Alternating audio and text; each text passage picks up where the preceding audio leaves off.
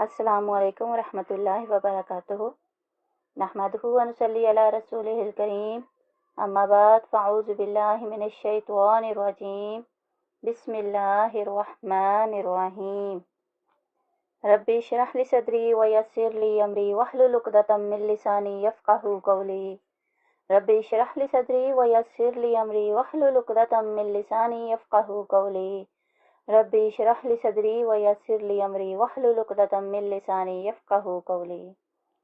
आज हम सूरह नसर पढ़ेंगे इंशाअल्लाह, उसी की तिलावत करेंगे, उसी का तर्जुमा, उसी की तफसीर इंशाअल्लाह ताला। ये वो सूरत है जो सबसे आखिर में नाजिल हुई। ये सूरत सबसे आखिरी नाजिल होने वाली मुकम्मल सूरत है और ये 10 हिजरी में हिज्जतुल विदा के मौका पर मना में नाजिल हुई। इसके बाद चंद कुछ आयात नाजिल हुई हैं, जैसे अल-यौमा अकमलतु लकुम दीनुकुम वगैरह, मगर मुकम्मल कोई सूरत नाजिल नहीं हुई और ये आयत भी इसी मौका पर नाजिल हुई थी। इस सूरत से आप सल्लल्लाहु अलैहि वसल्लम ने समझ लिया कि आप सल्लल्लाहु अलैहि वसल्लम की वासत का मकसद पूरा हो चुका है। आप सल्लल्लाहु अलैहि वसल्लम अनकरीब इस दुनिया से रुखसत होने वाले हैं और इस तरह इसी साल हिज्जतुल विदा के मौका पर आप सल्लल्लाहु अलैहि वसल्लम ने जो अज़ीमुल शान खुतबा इरशाद फरमाया, इसमें ये कह कर के शायद आइंदा साल तुम में मैं मौजूद ना होगा, इस बात की तरफ वाज़िया इशारा कर दिया था और समझदार सहाबा भी इसी सूरत से यही कुछ समझते थे। इस सूरत की 3 आयात हैं, 1 रुकू है और 79 हरूफ हैं। बिस्मिल्लाहिर्रहमानिर्रहीम। इज़ा जाअ नस्रुल्लाहि वल फ़त्ह। इज़ा जाअ, जब आ पहुंची, नस्रुल्लाहि, अल्लाह की मदद, वल फ़त्ह और फतह। वराइतन नास यदखुलून फ़ी दीनिल्लाहि अफ़वाजा। वराइता, और आपने देख लिया, अन्नासा, लोगों को, यदखुलूना, कि वो दाखिल हो रहे हैं, फ़ी दीनी, दीन में, अल्लाही, अल्लाह के, अफ़वाजा, ग्रोह दर ग्रोह। फसब्बिह बिहम्दि रब्बिका वस्तगफिरहु इन्नहु कान तव्वाबा। फसब्बिह, बस बाकी बयान करें, बिहम्दि रब्बिक, तारीफ के साथ अपने रब की, वस्तगफिरहु, और माफ़ी मांगिए इससे, इन्नहु, बेशक वो, कान तव्वाबा, बड़ा तौबा कबूल करने वाला है, माफ़ करने वाला है। इज़ा जाअ नस्रुल्लाहि वल फ़त्ह, जब अल्लाह ताला की मदद आ पहुंची और मक्का फतह हो गया। वराइतन नास यदखुलून फ़ी दीनिल्लाहि अफ़वाजा, और आप सल्लल्लाहु अलैहि वसल्लम ने लोगों को ग्रोह दर ग्रोह अल्लाह ताला के दीन में दाखिल होते देख लिया। फसब्बिह बिहम्दि रब्बिका वस्तगफिरहु इन्नहु कान तव्वाबा, तो आप अपने रब की तस्बीह बयान करें और इससे बख्शिश तलब करें, बेशक वो बड़ा माफ़ करने वाला है। इज़ा जाअ नस्रुल्लाहि वल फ़त्ह, जब अल्लाह की मदद और फतह पहुंचे। फतह से मुराद किसी आम मार्का या आम लड़ाई वाली फतह नहीं, बल्कि इससे मुराद मुसलमानों के सबसे बड़े दुश्मन कुरैश का मरकज़ शहर मक्का है। कुरैश बहुत ताकतवर कौम थी, तो ये मुसलमानों के सख्त खिलाफ थे, दुश्मन भी थे। तमाम कबाइल अरब, जितने भी अरब में कबीले थे, वो इस बात के मुंतज़िर थे, इस बात का उन्हें इंतज़ार था क्या मुसलमान मक्का को फतह कर सकेंगे या नहीं।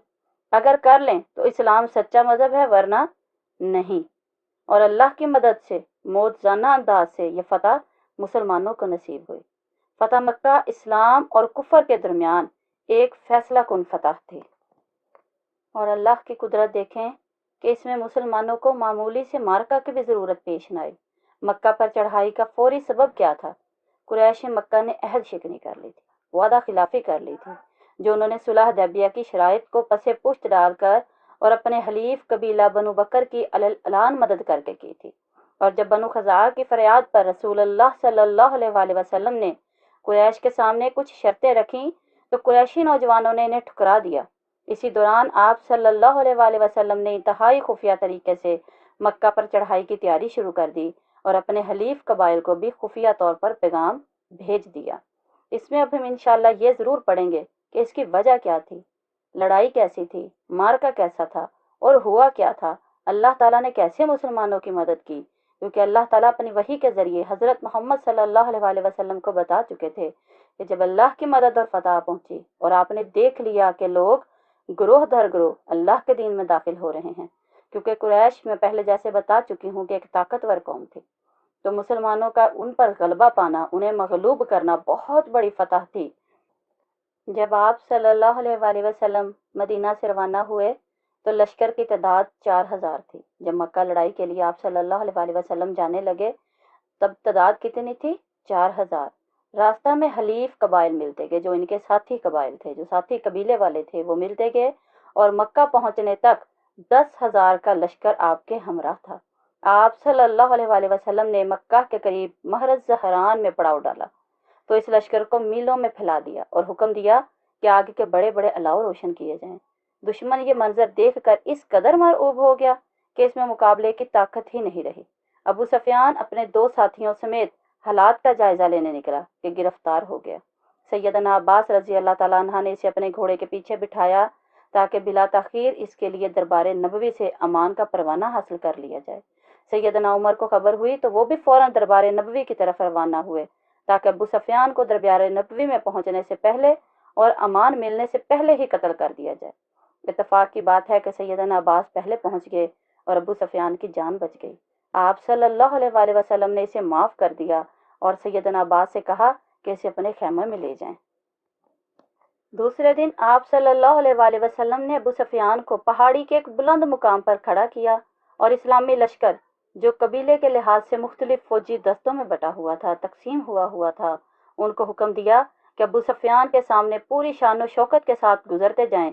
इस नज़ारा ने सिर्फ अबू सफियान पर ही नहीं, तमाम काफरों के दिलों पर इस्लाम की ऐसी धाक बिठा दी कि मुकाबले का किसी को ख्याल तक न आया और इस तरह अरब का ये मरकजी शहर बिला मुकाबला बगैर किसी खून खराबा के फतह हो गया। सुबहान अल्लाह। और ये सिर्फ अल्लाह ताला की कुदरत, अल्लाह ताला की रहमत से मुमकिन हुआ।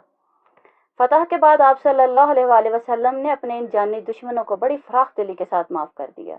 ये तो हम पहले पढ़ चुके हैं, सुन चुके हैं कि मक्का वालों ने हज़रत मोहम्मद सल्लल्लाहु अलैहि वसल्लम के साथ कैसा सलूक रवा रखा। वो उनके जानी दुश्मन बन गए, लेकिन फिर भी हज़रत मोहम्मद सल्लल्लाहु अलैहि वसल्लम ने उन्हें बड़ी फराख दिली के साथ माफ़ कर दिया, जिसका असर ये हुआ कि ना सिर्फ अबू सफियान इसके अहले खाना मुसलमान हुए, बल्कि अहले मक्का की अक्सरियत ने इस्लाम कबूल कर लिया। जैसे अल्लाह ताला ने इस आयत में फरमाया ना, वराइत अन्नास यदखुलून फी दीनिल्लाहि अफवाजा, और आपने देख लिया कि लोग ग्रोह दर ग्रोह अल्लाह के दीन में दाखिल हो रहे हैं। तो इसी तरह बहुत सारों ने इस्लाम कबूल कर लिया। काफिरों के दिलों में इस तरह रोब डाल देना और मक्का का इस तरह मुकाबला फतह हो जाना बिला मुकाबला, बिलाशुबा अल्लाह की मदद के बगैर मुमकिन ही नहीं था। अब अरब कबाइल तो पहले ही इस बात के इंतजार में थे कि देखें ऊँट किस करवट बैठता है। जब मक्का फतह हो गया तो ये कबीले धड़ाधड़ इस्लाम में दाखिल होना शुरू हो गए। मक्का रमज़ान 8 हिजरी में फतह हुआ था। 9 हिजरी में इस कदर वफूद इस्लाम लाने के लिए मदीना हाजिर हुए कि इस साल का नाम ही आमुल वफूद पड़ गया। होता ये कि हर कबीले के चंद मोतबर लोग मदीना जाते, इस्लाम की तालीम हासिल करते, कुछ दिन वहाँ रहते, फिर वापस आकर अपने लोगों को इस्लाम की दावत देने लगे। 9 हिजरी में हज के मौका पर ऐलान बरात किया गया, जिसका तफसीली जिक्र सूरह तौबा में भी हुआ है। इस ऐलान से अब मुशरिकीन ने अरब के लिए 2 ही रास्ते रह गए थे, या तो वो इस्लाम में दाखिल हो जाएं या फिर जजीरा अरब से बाहर निकल जाएं। चनाचा मुशरिकीन ने अरब ने भी पहली ही बात कबूल की और इस्लाम ले आए। इस तरह 10 हिजरी में सरजमीन अरब कुफ्र और शिरक से पाक हो गई। सुबहान अल्लाह। इसके बाद अल्लाह ताला ने फरमाया, फसब्बिह बिहम्दि रब्बिका वस्तगफिर इन्नहु कान तव्वाबा, और अपने परवरदिगार की हम्द के साथ इसकी तस्बीह बयान करें, इससे बख्शिश तलब करें, यकीनन वो बड़ा तौबा कबूल करने वाला है। सैयदना इब्ने अब्बास फरमाते हैं कि सैयदना उमर मुझे अपनी मजलिस में, बुजुर्गों वाली मजलिस में सहाबा के साथ बुला लिया करते थे। बाद सहाबा को ये बात नागवार गुजरी और कहने लगे, आप इसे हमारे साथ बुला लेते हैं जबकि हमारे बेटे इस जैसे हैं। सैयदना उमर रजी अल्लाह ताला अन्हा ने जवाब दिया, इसकी वजह तुम जानते हो। चनाचा एक दिन सैयदना उमर रजी अल्लाह ताला अन्हा ने मुझे भी बुजुर्ग सहाबा के साथ बुला लिया میں سمجھتا ہوں کہ اس دن آپ نے مجھے صرف اس لیے بلایا کہ انہیں کچھ دکھائیں۔ آپ نے ان سے پوچھا کہ اللہ تعالیٰ کے قول اذا جاء نصر اللہ والفتح سے کیا سمجھتے ہو؟ بعض لوگوں نے کہا اس کا مطلب یہ ہے کہ اگر ہمیں فتح حاصل ہو تو ہمیں چاہیے کہ اللہ کی تعریف کریں، اس سے بخشش چاہیں، اور بعض خاموش رہے اور کچھ جواب نہ دیا۔ پھر مجھے پوچھا گیا کیا تمہارا بھی یہی خیال ہے؟ میں نے کہا نہیں۔ کہنے لگے پھر تم کیا کہتے ہو؟ میں نے کہا اس صورت میں آپ صلی اللہ علیہ وآلہ وسلم کی وفات کی طرف اشارہ ہے، جس سے اللہ نے اپنے رسول کو آگاہ کر دیا۔ اللہ تعالیٰ نے فرمایا جب اللہ کی مدد آ پہنچی، مکہ فتح ہو گیا، یہی تمہاری وفات کی علامت ہے۔ سو اب آپ صلی اللہ علیہ وآلہ وسلم اللہ کی تعریف کریں، اس سے بخشش مانگیے، وہ بڑا بخشنے والا ہے۔ سیدنا عمر رضی اللہ تعالیٰ عنہ کہنے لگے میں بھی اس سے وہی کچھ سمجھا ہوں جو تم کہہ رہے ہو۔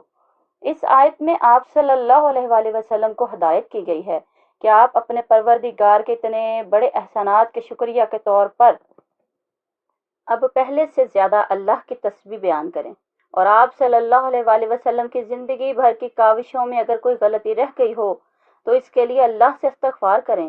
چنانچہ سیدہ عائشہ رضی اللہ تعالیٰ عنہ فرماتی ہیں کہ جب سورۃ نصر نازل ہوئی تو اس کے بعد آپ صلی اللہ علیہ وآلہ وسلم رکوع اور سجدہ میں اکثر یہ دعا پڑھا کرتے تھے، سبحانک اللہم ربنا وبحمدک اللہم اغفر لی، سبحانک اللہم ربنا وبحمدک اللہم اغفر لی، سبحانک اللہم ربنا وبحمدک اللہم اغفر لی۔